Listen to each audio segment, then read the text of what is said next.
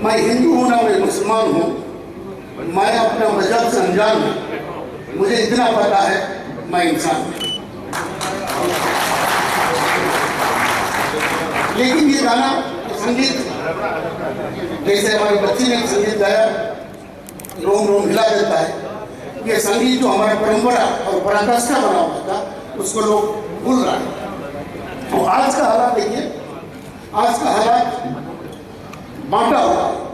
दुखद स्थिति है जब राजनीति में बांटना, सत्ताधारी विरोधी दल होना अनिवार्य है और ये नेचुरल है।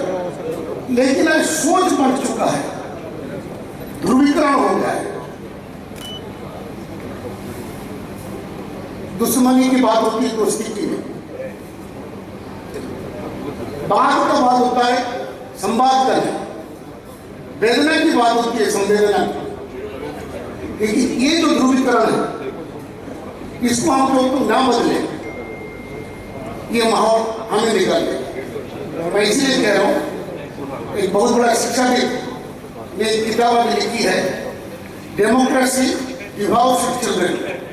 इसका अर्थ ये होगी लोकतंत्र ही अपने बच्चों को खा जाता है अगर इसको हम ना संभालें।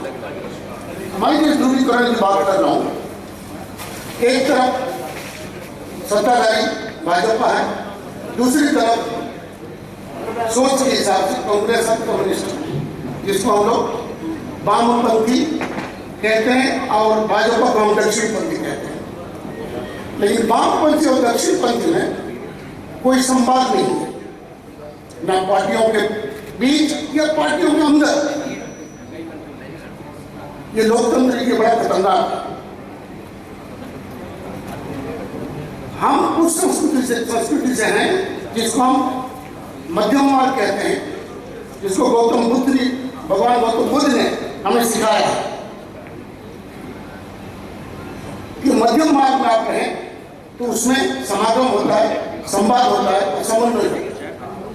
इसी मध्यम मार्ग को अपनाने के लिए यह मोर्चा का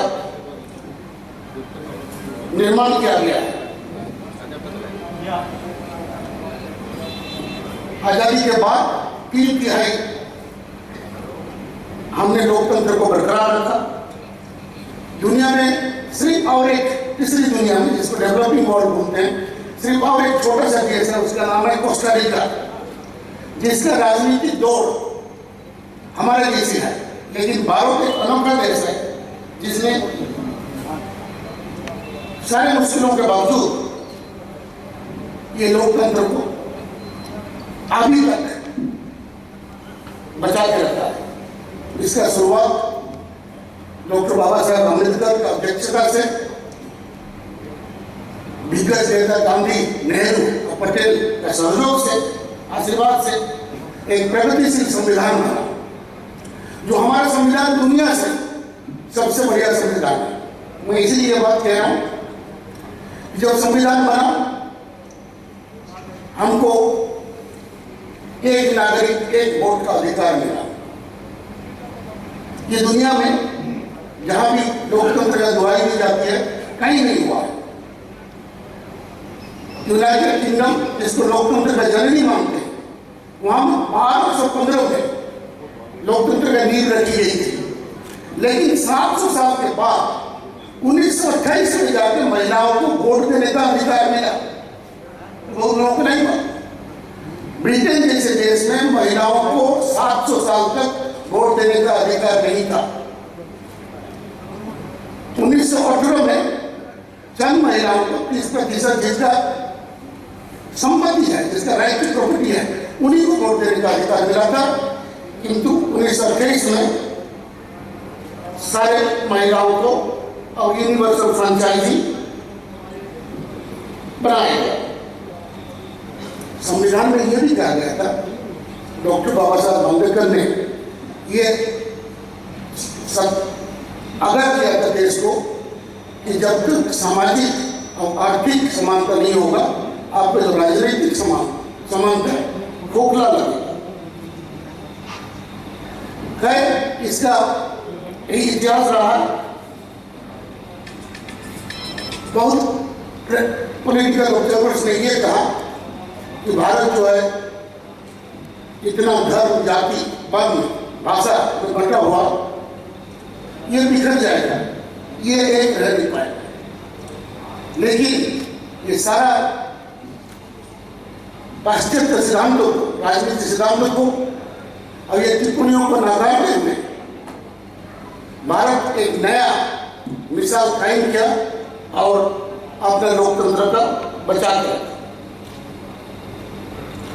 परंतु आज का स्थिति जो है, माहौल है, आप लोग जानते हैं, हम अपने वजूद, अपना अस्तित्व और अपना परंपरा को भूल रहे हैं। आज लोग जब अपना मौलिक, भाई साहब कहते हैं, मौलिक अधिकार के लिए, रोजमर्रा का आजीविका के लिए लड़ते हैं, तो सरकार कहता है अब देशद्रोह कर रहे हैं। देशद्रोह को आप आरोपित की जाती है, सोशल मीडिया पर आपको लांछित की जाती है। ये दल के अंदर तो राजनीति खत्म हो गया, लेकिन लोगों के अंदर, देश में भी लोकतंत्र का हनन हो रहा है। ये भूल रहे हैं, जो ये कर रहे हैं कि ये बोलने का अधिकार, विरोध करने का अधिकार, ये हमारा संवैधानिक अधिकार है और लोकतंत्र का आधार है। हमें अपना अधिकार के लिए,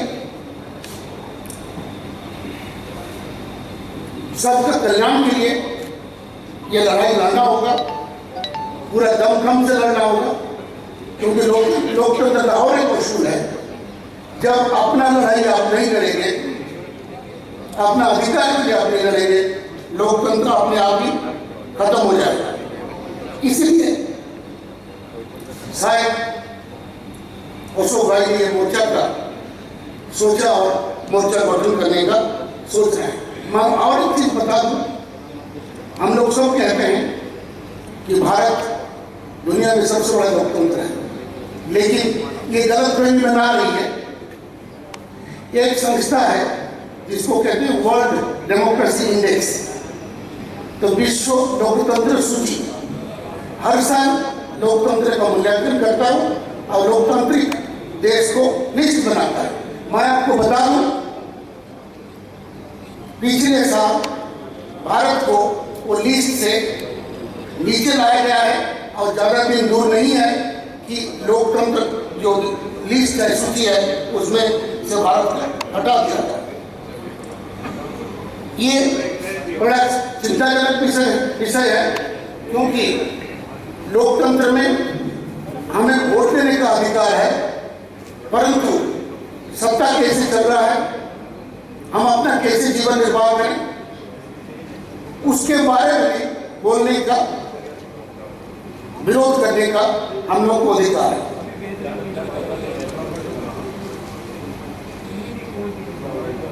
हम आशा करते हैं और हम जानते हैं कि ये मोर्चा किसी अधिकार और ये आंदोलन को आगे बढ़ाएगा और ये विरोध जो लोकतंत्र के आधार है उसको बना करके। मैं आप लोगों के सामने एक बात रखना चाह रहा हूँ। एक महिला थी, एक मशहूर, उन्होंने बात कही थी, उनका नाम था एल्विन पिटरिश हॉल। उन्होंने इन फ्रेंड्स ऑफ वोल्टेयर करके, वोल्टेयर एक दार्शनिक थे जिनको प्रगतिशील राजनीति और लोकतंत्र को उनको जनक माना जाता था, उन्होंने एक बात कही जिसको सुनना है। आप जो बात कह रहे हैं मैं उससे बेशक असहमत हूँ, आपका बात ना मानूं, लेकिन आपका बोलने का अधिकार के लिए मेरा खून का आखिरी कतरा तक मैं लड़ूंगा। तो ये लोकतंत्र का आधार है, लोकतंत्र का दर्शन हम लोग भूल जाते हैं। पॉलिसी जैसे मोर्चा आगे बढ़ेगा, नीति नियम के बारे में चर्चा होगा। नियत तो आपको पता चल रहा है, लेकिन नीति नियम बाद में आएंगे। और हमारा मानना है कि लोकतंत्र में नियत सही हो, नीति नियम अपने आप अच्छे बन जाते हैं। तब भी मैंने कहा था इसकी सोच के बारे में कुछ बताऊं, तो चंद बातें मैं रखना चाहूँगा। अभी पूंजीवाद का दौर है, लेकिन ये मोर्चा पूंजी के खिलाफ नहीं है, पूंजीवाद के खिलाफ है। और जो पूंजीवाद आप देख रहे हैं आज के दिन में, पूंजीवाद में अपनोवाद, जिसको क्रॉनिक कैपिटलिज्म बोलते हैं, ये कतई स्वीकार नहीं किया जाएगा। दो परिवार, दो व्यक्ति राजनीति में और दो परिवार व्यवसाय में पूरा देश को नहीं चला सकते। ये बहुत बड़ा देश है। दूसरा, आप देख रहे हैं आर्थिक स्थिति के बारे में आपको बताने की जरूरत नहीं है। 4 साल पहले हमारी बेरोजगारी 4% था, अभी 9% हो गया। और हरियाणा जैसे प्रदेश में, जो खुशहाल प्रदेश है, उसमें बेरोजगारी 35% है, जहां से अशोक भाई साहब आते हैं।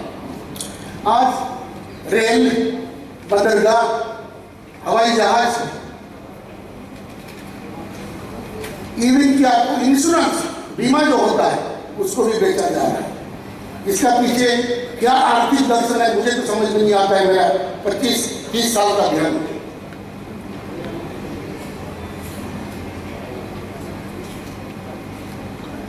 ये मोर्चा इतना बड़ा लोकतंत्र, इसको एक दुनिया का सबसे बड़ा आर्थिक ताकत बनाने का कोशिश करेगा।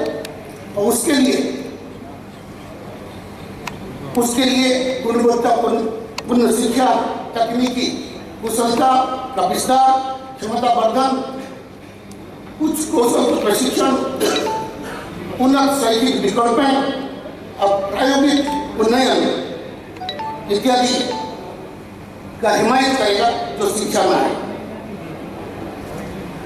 ये मोर्चा कोशिश करेगा कि जो अपर्याप्त शिक्षा और बेरोजगारी का चक्रवृद्धि है उसको तोड़ने का, क्योंकि शिक्षा अगर सही ना हो, बेरोजगारी और बढ़ता है। मौलिक शिक्षा, स्वास्थ्य और जो जीवन का मौलिक जरूरत है, रोटी, कपड़ा और मकान, इसके लिए लोग मोहताज ना हो, ये ऐसे भारत बनाने का ये मोर्चा प्रयास करेगा।